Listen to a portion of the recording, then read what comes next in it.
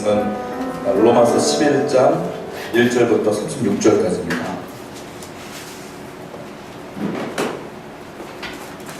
로마서 11장입니다. 로마서 11장 1절부터 36절까지의 말씀을 굉장히 길지만 그래도 함께 우리 교독했으면 좋겠어요. 제 1절 먼저 읽겠습니다. 그러므로 내가 말하노니 하나님이 자기 백성을 버리셨느냐? 그럴 수 없느니라. 나도 이스라엘이요 아브라함의 씨에서 난 자요 베냐민 지파라.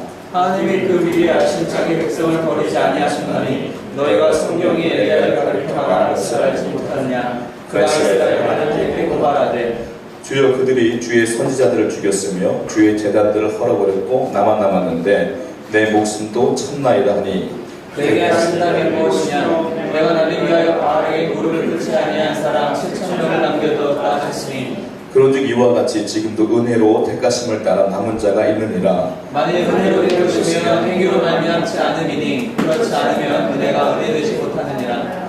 그런즉 어떠하냐? 이스라엘이 구하는 그것을 얻지 못하고 오직 택하심을 입은 자가 얻었고 그 남은 자들은 우둔하여졌느니라. 하나님이 몇가지 그들에게 혼미한 심령과 보지 못할 눈과 듣지 못할 귀를 주셨다 하느니라. 또 다르신데 그들의 밥상이 올무와 덫과 거치는 덫과 봉인이 되게 하시옵고 그들의 등은 흐려 보지 못하고 그들의 등은 항상 붙게 하옵소서 하였느니라. 그러므로 내가 말하노니 그들이 넘어지까지 슬쩍하였느냐? 그럴 수 없느니라. 그들이 넘어짐으로 구원이 이방인에게 이르러 이스라엘로 시기나게 함이니라.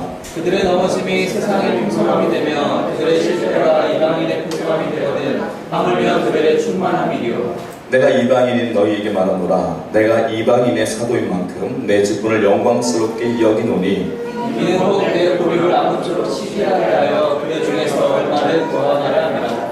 그들을 버리는 것이 세상의 화목이 되거든 그 받아들이는 것이 죽은 자 가운데서 살아나는 것이 아니면 무엇이리요? 제사하는 처음 익은 곡식가루가 거룩한즉 껍데기도 그러하고 뿌리가 거룩한즉 가지도 그러하니라. 또한 가지 얼마가 꺾이었는데 돌 감람나무인 네가 그들 중에 접붙임이 되어 참 감람나무 뿌리의 진액을 함께 받는 자가 되었은즉 그 가지들을 향하여 자랑하지 말라. 자랑할지라도 내가 뿌리를 보존하는 것이 아니요 뿌리가 너를 보존하는 것이니라. 그러면 내 말이 가지들이 꺾인 것은 나로 접붙임을 받게 하려 함이라 하리니 볼토자 그들은 믿지 아니함으로 꺾이고 너는 믿음으로 서느니라. 높은 마음을 품지 말고 도리어 두려워하라. 하나님이 원가지들도 아끼지 아니하셨은즉 너도 아끼지 아니하시리라. 그러므로 하나님의 인자하심과 준엄하심을 보라. 넘어진 자들에게는 준엄하심이 있으니 너희가 만약 하나님의 인자하심에 머물러 있으면 그 인자가 너희에게 있으리라. 그렇지 않으면 너도 지키는 바 되리라. 그들도 믿지 아니하는데 머무르지 아니하면 접붙임을 받으리니 이는 그들을 접붙이실 능력이 하나님께 있습니다. 내가 원하고 돌 말라나무에서 지킴을 받고 본성을 거슬러 좋은 말라나무에 접붙임을 받았으니 원가지인 이 사람들이야 얼마나 더 자기 말라나무에 접붙임을 받으랴. 형제들아 너희가 스스로 지혜있다 하면서 이 신비를 너희가 모르기를 내가 원하지 아니하노니 이 신비는 이방인의 충만한 수가 들어오기까지 이스라엘의 덜어는 우둔하게 된 것이라. 그리하여 온 이스라엘이 구원을 받으리라. 기록된 바 구원자가 시온에서 오사 야곱에게서 변화하지 않은 것을 돌이키시겠고 내가 그들의 죄를 없이 할 때에 그들에게 이루어질 내 언약이 이것이라 한 것 같으니라. 복음으로 하면 그들이 너희로 말미암아 원수된 자요 사심으로 하면 조상들로 말미암아 사랑을 입은 자라. 하나님의 은사와 부르심에는 후회하심이 없느니라. 너희가 전에는 하나님께 순종하지 아니하더니 이스라엘 순종하지 아니함으로 이제 긍휼을 입었는지라. 이와 같이 이 사람들이 순종하지 아니하니 이는 너희에게 베푸시는 긍휼로 이제 그들도 긍휼을 얻게 하려 하십니다. 하나님이 모든 사람을 순종하지 아니하는 가운데 가두어 두시는 모든 사람에게 긍휼을 베풀려 하시리로다. 깊도다 하나님의 지혜와 지식의 풍성함이요 그의 판단은 헤아리지 못할 것이며 그의 길을 찾지 못할 것이로다. 누가 주의 마음을 알았느냐? 누가 그의 목사라 그랬느냐? 누가 주께 먼저 드려서 갚으심을 받겠느냐? 이는 만물이 주에게서 나오고 주로 말미암고 주에게로 돌아갑니다. 그의 영광이 세세에 있을지어다. 아멘. 기도합니다. 거룩하신 아버지 하나님, 또 로마서 11장을 묵상하게 됩니다. 사도 바울이 하나님의 은혜로 느꼈고 깨달았던 그 말씀들을 우리에게 다시 한번 알게 하여 주시며 복음의 진리와 하나님의 그 크신 뜻과 사랑을 깨닫는 시간 되게 하여 주시옵소서. 이 시간에 성령 하나님 임재하시는 시간 되길 원하며 하나님 말씀이 말씀되는 귀한 시간 되길 원하옵나이다. 도와주시고 인도하여 주옵소서. 예수님의 이름으로 기도드렸사옵나이다. 아멘. 로마서를 묵상하다 보니까 참 쉽지 않다는 걸 많이 깨달아요. 이게 역사적 흐름이 있는 것도 아니고 사도 바울이 하나님의 은혜로 깨닫는 그 말을 쓴 건데 이것을 저희가 해석하기가 쉽지가 않더라고요. 사도 바울과 대화한 것도 아니고 그렇기 때문에 오늘 11장 말씀도 쉽지는 않습니다. 그러나 우리 다 같이 한번 최선을 다해서 말씀을 묵상해 봤으면 좋겠어요. 여러분, 하나님의 주권, 하나님의 은혜, 이것들이 증거가 있을까요? 내게 하나님의 주권과 은혜, 이 증거들. 근데 많은 사람들이 그 증거를 찾지만 찾기가 어려워요. 근데 예전에 이스라엘 수상을 지냈던 그 데리 베기엄이라는 분이 이렇게 말했어요.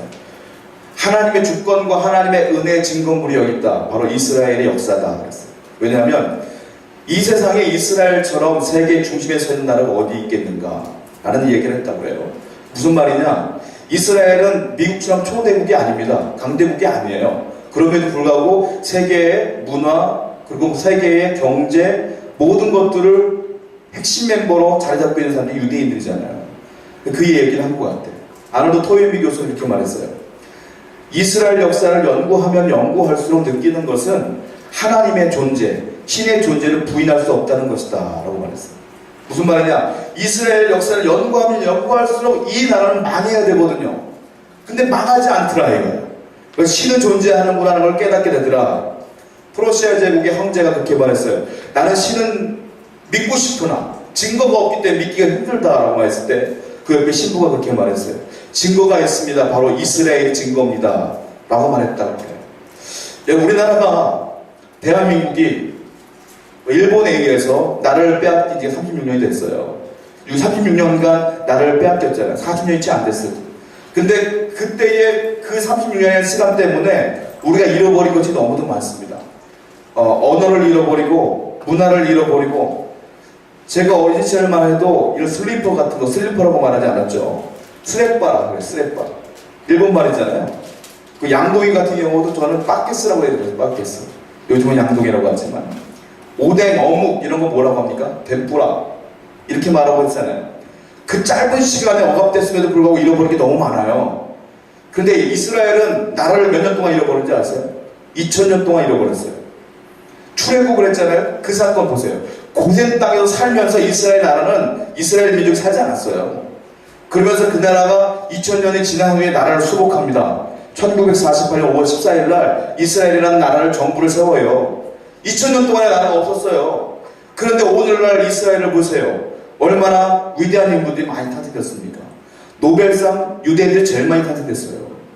그 모든 것들이 기적이라요. 어떻게 한 나라가 2000년 동안 나라가 없었음에도 불구하고 이렇게 큰 나라를 다시 한번 이룰 수 있겠느냐? 이건 기적이다.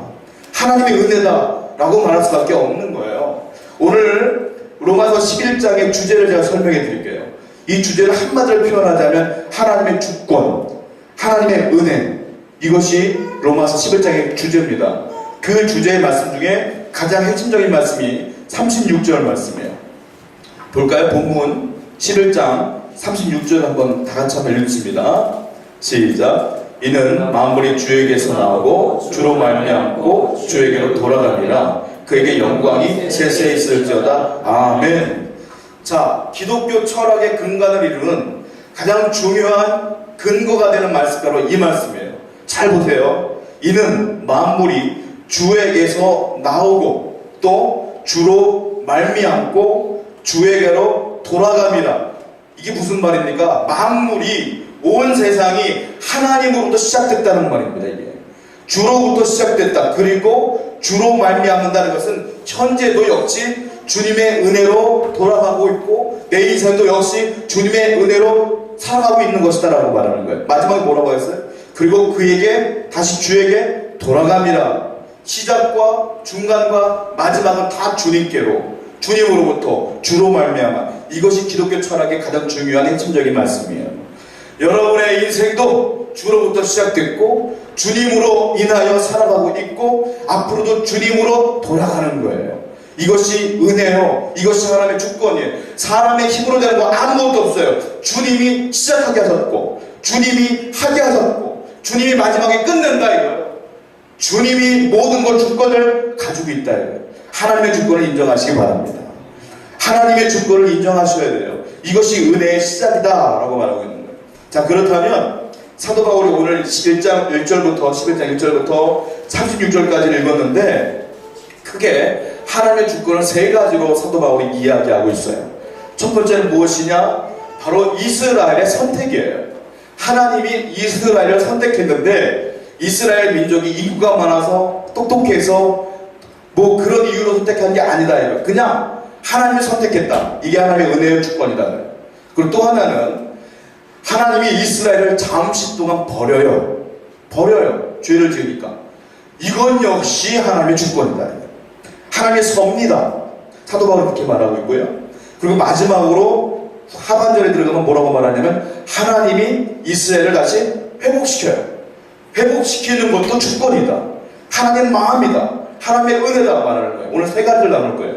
하나님의 선택과 하나님의 버리심과 하나님의 회복. 이것을 가지고 사도 바울은 지금 1절부터 36절까지를 이야기하고 있는 거예요. 자, 먼저 하나님이 이스라엘을 선택하셨어요. 이것은 하나님의 은혜요, 하나님의 주권이라고 사도 바울은 이미 결론을 내고 시작합니다.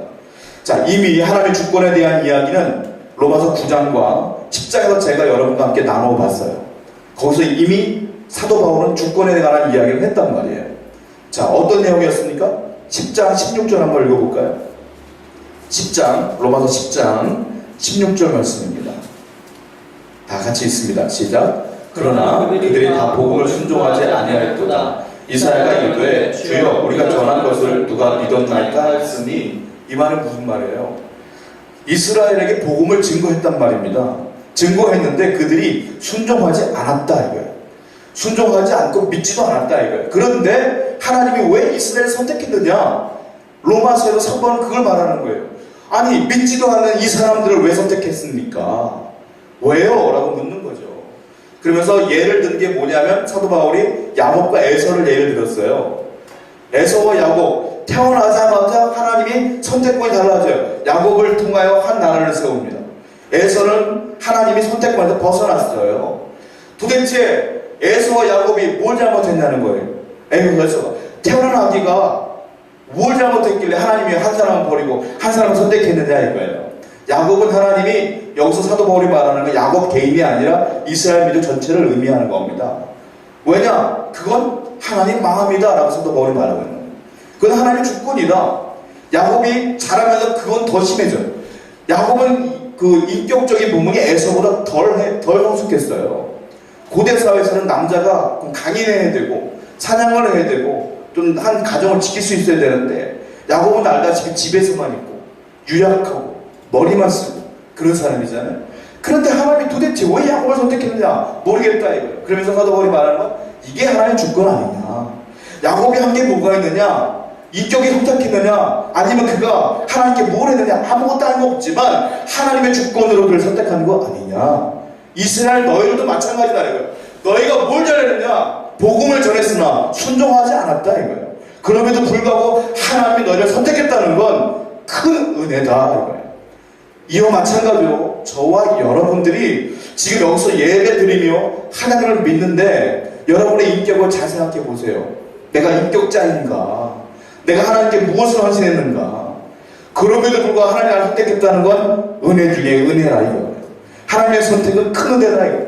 할렐루야. 여러분들은 이미 하나님의 큰 은혜 가운데에 있는 분들이라는 거예요. 근데 많은 사람들, 내 생활이 조금 어려워지면, 내가 원하는 것들이 자꾸 틀어지면 하나님은 원망하고 울며 불며 하나님은 멀어집니다. 아니라는 거예요. 이미 당신은 하나님 은혜 가운데 있다는 것을 기억하라. 사도 바울이 이야기하고 있다는 거예요. 자, 본문 11장 5절부터 6절까지 보겠습니다. 다시 한번요. 본문 11장 5절부터 6절까지입니다. 여기 사도 바울이 결론을 냅니다. 시작. 그런즉 이와 같이 지금도 은혜로 택하심을 따라 남은 자가 있느니라. 만일 은혜로 된 것이면 행위로 말미암지 않음이니 그렇지 않으면 은혜가 은혜되지 못하느니라.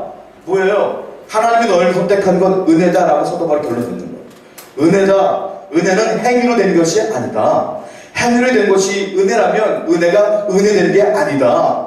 은혜가 뭐예요? 나는 부족하지만 연약하지만 하나님이 은혜로 인하여 이 죄에서 이 감옥에서 나를 풀어주는 게 은혜잖아요. 그러니까 은혜가 되려면 내가 행위로 은혜되는 게 아니에요. 하나님은 내가 행위가 부족해도 하나님의 은혜를 나를 선택하신 것, 이게 큰 은혜다. 하나님 여러분을 사랑하십니다. 할렐루야. 이걸 믿고 살아가는 자에게 눈물이 사라지는 거예요. 언제나 감사가 넘치는 거예요. 은혜가 은혜되지 못하게 하는 장애물 세 가지가 있습니다. 데이비드 L. 시멘스라는 분이 힐링 그레이스라는 책에서 이렇게 말했어요. 은혜가 은혜되지 못하게 하는 장애물 세 가지. 첫 번째, 자기 의존. 그게 뭡니까? 하나님이라는 존재, 그분보다 나의 머리와 나의 환경과 내 백그라운드를 더 의지하는 사람, 내 힘을 의지하는 사람, 절대로 이 사람들은 하나님의 은혜를 받기가 어렵다는 거예요. 은혜를 은혜로 느끼기가 어렵다는 거예요. 또 두 번째, 거기서 말하는 게 철저한 개인주의를 말해요. 개인주의가 왜 개인주의냐? 내가 남에게 사랑을 받은 사람은 그걸 그대로 훈련받았기 때문에 다른 사람도 사랑할 줄 알고, 또 내가 남을 사랑하기 때문에 다른 사람의 도움을 받고 사랑받는 걸 당연히 여겨요. 근데 어린 시절부터 남을 사랑하지도 도움받지도 사랑을 받지도 못한 사람들은 개인주의에 빠져요. 온 세상은 나 하나뿐이 없는 거거든. 그러니까 개인주의에 빠진 사람은 하나님의 사랑을 이해를 못해. 그리고 그분이 십자가에 당신의 아들을 돌아가시게 하는 것 그 자체를 이해를 못해. 그 큰 사랑을 받아들이지를 못해요. 그러니까 개인주의인 사람도 은혜 받기 어렵다. 또 마지막으로 그가 말하는 게 뭐냐면 철저한 행동주의자. 행동주의자는 내가 뭘 했느냐, 내가 무엇을 지켰느냐, 이거에 집중하다 보니까 내가 조금만 어긋나면 하나님의 은혜가 사라지는 거야. 그러니까 이 세 가지를 조심하라 라고 말하고 있어요. 여러분, 하나님의 은혜는 나의 행동에 의해서 좌지우지되는 게 아니에요. 하나님이 나를 놓으면 놓아지는 거고 하나님이 나를 붙들면 붙들어지는 거예요. 그리고 하나님의 모든 내 인생의 모든 생사화복 주관 모든 주관자는 하나님이시라는 거예요. 이걸 믿고 살아가는 게 은혜다. 또 은혜의 세 단어가 있어요. Something, nothing, everything. 뭡니까? Something. 내가 무언가 할 수 있다고 믿는 사람은 nothing. 아무것도 못해요. Nothing. 내가 무엇을 아무것도 할 수 없다고 생각되어지는 사람은 everything. 모든 걸 할 수 있어요. 이게 은혜예요. 뭡니까? 나는 아무것도 못해요 하나님이라고 말하면 하나님의 은혜가 그를 지키셔서 모든 걸 할 수 있는 힘을 주신다. 은혜가 뭔지 아시겠어요? 나의 힘과 나의 재능을 의지하지 않는 거예요. 여러분에게 주신 그 큰 은혜가 오늘도 여러분에게 유용한 줄로 믿습니다. 사도 바울이 말한 게 그거예요. 먼저 이스라엘에 향한 하나님의 주권은 너희가 불순종해서도 하나님의 은혜로 너희 선택한 거 아니냐. 그게 감사하라. 이거 감사. 여러분 감사하십니까? 내 생활이 조금 피면 감사하고 막히면 원망하지 않아요? 우리는 근본적으로 내 생활과 상관없이 내 인생과 상관없이 항상 감사해야 되는 거예요. 왜? 주의 은혜가 우리에게 있기 때문에, 그 주권이 나에게 유효하기 때문에. 이걸 믿고 내일부터 여러분도 힘차게 살아가시길 바랍니다. 두 번째, 하나님이 이스라엘을 잠시 잠깐 버려요. 그들이 너무 불순종하니까 잠시 잠깐 버려요. 근데 사도 바울은요, 이것도 은혜다라고 말하는 거예요.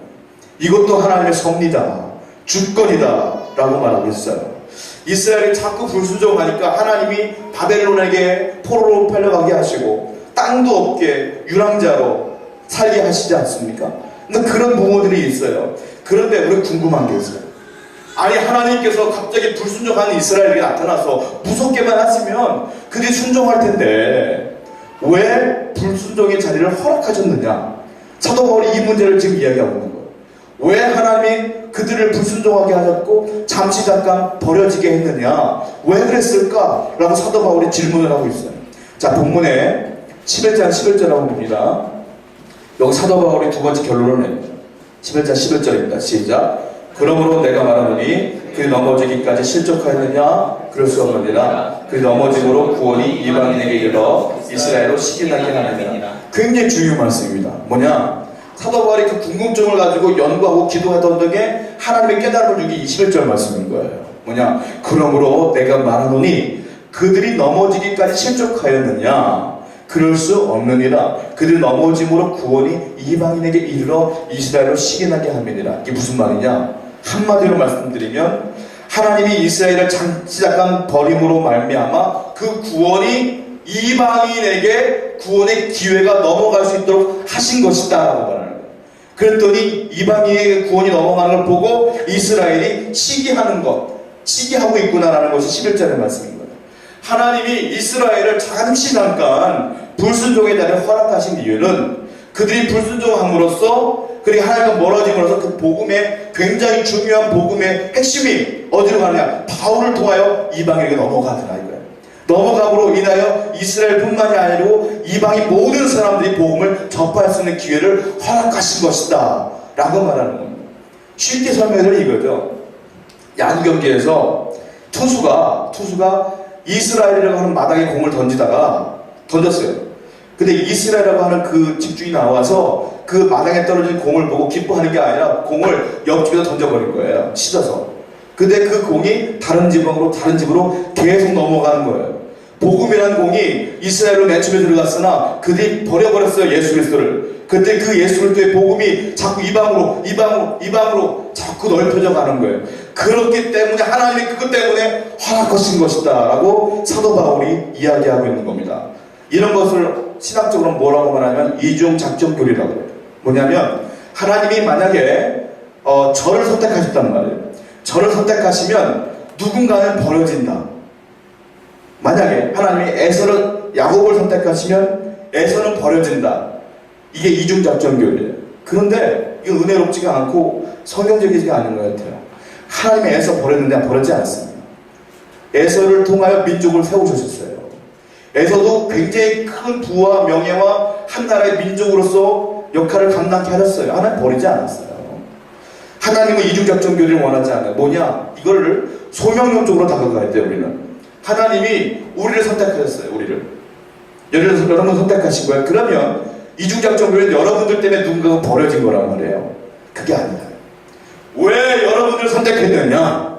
그 이유는 나로 먼저 믿게 함으로 인하여 이 복음을 믿지 않은 자들에게 전하게 하려 합니다. 이게 소명이다. 소명론적으로 접근을 해야 돼요. 여러분이 먼저 믿는 자로서 내 소명은 평생을 하나님을 알지 못하는 자에게 복음을 증거하는 거, 그들로 하여금 다시 돌아오게 하는 거, 이게 우리의 소명이 되어야 된다.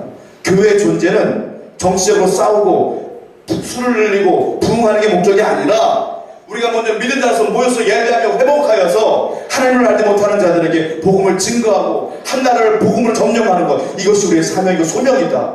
이 사도 바울이 이야기하고 있는 거예요. 여러분의 소명을 다시 회복하기를 원합니다. 그러면서 사도 바울은 이스라엘의 상태를 비유로 설명합니다. 이게 11장 17절부터 쭉 그 얘기가 나오고 있어요. 17절 말씀부터는 무슨 얘기를 하냐면요, 또한 가지가 얼마나 꺾였는데 돌감람나무인 네가 그들 뒤에 덮어지게 되어 참 감람나무 뿌리에 지내가 함께 받는 자가 되었은즉, 그러면 감람나무 이야기를 쭉 하기 시작해요. 무슨 말이냐? 참 감람나무가 있는데 가지가 꺾였다 이거예요. 이스라엘의 상태를 얘기해요. 가지가 꺾였더니 돌감람나무를 그 꺾인 가지에 접붙인 거예요. 접붙였더니 참 감람나무의 그 진액이 돌감람나무에까지 흘러가서 그 돌감람나무가 참 감람나무화 되는 거, 이야기를 계속하고 있는 거예요. 이게 지금 제가 설명해 드린 겁니다. 복음을 거부했던 이스라엘, 그들에게 불순종에 대한 허락하신 이유는 바로 돌감람나무들이 참 감람나무에 접붙임을 당하여 그들도 참 감람나무가 되게 하는 것, 이것이 하나님의 뜻이다라고 사도 바울이 이야기하고 있는 겁니다. 자, 결론적으로 말씀드릴게요. 두 번째 결론. 그러니까 이스라엘을 선택한 것도 하나님의 은혜요, 이스라엘을 버린 것도, 잠시 잠깐 놔둔 것도 하나님의 은혜요. 결국 이걸 다른 말로 말하면 여러분의 인생에 항상 기쁜 일이 있는 것도 하나님의 은혜요, 내게 슬픔과 고통이 있는 것도 하나님의 섭리요. 그러니까 결론적으로는 언제나 하나님의 뜻은 내가 좋거나 나쁘거나 중요한 게 아니라 나를 주관하고 있는 하나님은 언제나 선한 곳으로 나를 이끄신다. 이걸 믿으라 이거예요. 할렐루야. 여러분들의 인생은 반드시 하나님의 섭리대로 움직여지는 거예요. 이걸 믿지 못하는 사람들은 감정의 기복에 따라 울었다 웃었다 하지만, 말씀에 집중되어 있는 사람들은 항상 감사하고 견디며 인내할 수 있는 겁니다. 이걸 믿는 세운교회 성도 여러분 되기를 축원드립니다. 자, 세 번째로 마지막으로 사도 바울이 또 하나님의 주권을 이야기하고 있습니다. 그게 뭐냐면 11장 1절을 먼저 읽고 이야기를 해볼게요. 11장 1절입니다. 시작. 그러므로 내가 말하노니 하나님이 자기 백성을 버리셨느냐? 그럴 수 없느니라. 나도 이스라엘이며 아브라함의 씨에서 난 자여 베냐민 지파라. 자, 지금은 하나님이 이스라엘 버린 이야기를 사도 바울이 돌감나무 이야기하면서 쭉 펼쳐나갔단 말이에요. 그런데 놀라운 건 11장 1절에 사도 바울은 이미 버려진 얘기 하기 전에 선언하고 시작해요. 뭡니까? 그러므로 내가 말하노니 하나님이 자기 백성을 버리셨느냐? 그럴 수 없느니라. 나도 이스라엘이요 아브라함의 씨에서 난 자여 베냐민 지파라. 이미 하나님은 너를 버릴 수 없다고 선언하고 선포하고 이야기를 풀어나가는 거예요. 사도 바울의 장시간 하나님 버리신 이유에 대해서 설명했지만 결론은 하나님 너를 버리지 않는다 이 말이에요. 버릴 수 없느니라. 그 예를 자기를 드는 거예요. 뭐냐? 야, 나를 봐라. 하나님 입장에서는 가장 버려야 될 사람은 나다. 내가 예수 그리스도를 믿는 모든 사람을 잡아다가 죽이지 않았느냐. 그건 나도 버림받지 않았다. 왜? 하나님의 은혜로 너희도 버림받지 않을 것이다 라고 이야기하는 겁니다. 자, 그렇다면 사도 바울이 이야기하는 것은 그러므로 너희가 돌아올 때까지 하나님의 선의는 하나님의 은혜는 유효할 것이다 라고 말하고 있어요. 또 11장 26절에 또 사도 바울은 선언합니다. 26절입니다. 시작. 그리하여 온 이스라엘의 구원을 받으리라 기록된다. 구원자가 시온에서 오사 야곱에게서 경건하지 않은 것들을 돌이키시겠고 또 선언합니다. 이스라엘이 맨 마지막에 보니까 경건하지 않은 것을 돌이키실 것이다. 경건하지 않은 너희들의 마음을 돌이키실 거야. 하나님이 또 이렇게 말씀하셨어 라고 사도 바울이 말하는 거죠. 자, 그렇다면 이렇게 불순종하는 이스라엘을 버리셨던 하나님 왜 또 돌아오게 하시려고 하는 거냐 이거죠. 왜 또 잡아다가 또 하나님 은혜 가운데 있게 하려고 하느냐? 그 이유를 또 사도 바울이 바로 얘기합니다. 27절 말씀이에요. 읽어보겠습니다. 시작. 내가 그들의 죄를 없이 할 때에 그들에게 이루어질 내 언약이 이것이라 하는 것 같으니라. 자, 그들에게 이루어질 내 언약이 이것이라. 뭡니까? 말씀이에요. 하나님이 약속하신 말씀이에요. 하나님이 약속하신 말씀을 이루기 위해서 다시 그들을 돌이키게 하시겠다. 아브라함에게 말씀하신 약속 있잖아요. 그 약속을 이루기 위해서 하나님은 너희를 다시 부를 거야. 다시 돌이키게 하실 거야. 라고 말하는 겁니다. 그렇다면 언제까지 계속 하나님께 돌이키게 하시느냐? 25절 말씀입니다. 11장 25절. 시작. 형제들아 너희가 스스로 지혜있다 하면서 이 신비를 너희가 모르기를 내가 원하지 않으니 이 신비는 이방인의 충만한 수가 들어오기까지 이스라엘의 더러는 우둔하게 된 것이다. 언제까지요? 이방인의 충만한 수가 들어오기까지. 언제까지? 이방인이 아주 충만한 수가 주님께로 돌아올 때까지 너희들 놓지 않는다. 하나님은 온 인류가 구원받길 원하시는 거예요. 온 인류가 충만한 수가 다시 주의 은혜로 돌아올 때까지 하나님의 뜻은 이루어지고 있다라고 말합니다. 그런 분이 할 일이 뭐예요? 소명을 받고 복음을 증거하는 게 우리의 사명이다. 이 사명을 감당하는 여러분들에게 축원드릴게요. 자, 마지막으로 우리가 생각해 보겠습니다. 하나, 둘, 세 가지 얘기했어요. 하나님 선택한 주권, 버리신 주권, 또 회복시킨 주권. 그렇다면 여기서 이 세 가지 사건을 통해서 우리가 깨달아야 될 사건이 있어요. 뭐냐? 첫 번째로 제가 간단하게 설명드릴게요. 제대로 믿자예요. 하나님 믿으려면 제대로 믿어야 된다. 적당히 믿으면 큰일 나요. 보십시오. 11장 20절과 21절입니다.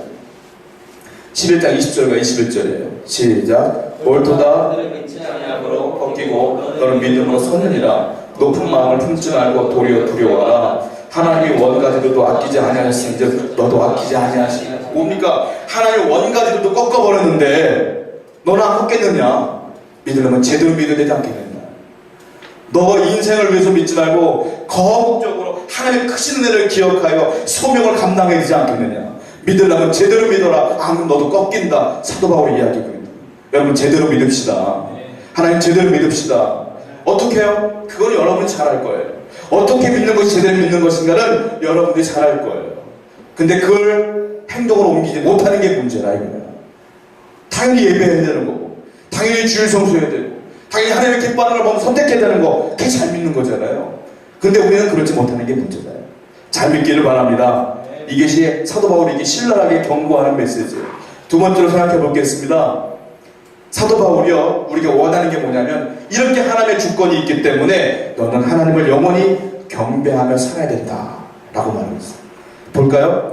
11장 1절부터 32절까지는 제가 지금 하나, 둘, 세 가지 나눠서 얘기해드렸잖아요. 이걸 쉽게 말하면 논문이에요, 논문. 하나님의 주권, 이스라엘의 하나님의 주권이라는 논문의 제목으로 세 가지를 나눈 것 같아요. 그런데 갑자기 이 논문이 흐트러져요. 33절부터 36절까지는 논문이 아니에요. 한번 쭉 읽어볼까요? 다시 한번. 33절부터 36절까지입니다. 그렇게 이성적으로 논리정연하게 풀었던 사도 바울이 여기서 갑자기 감성적으로 바뀝니다.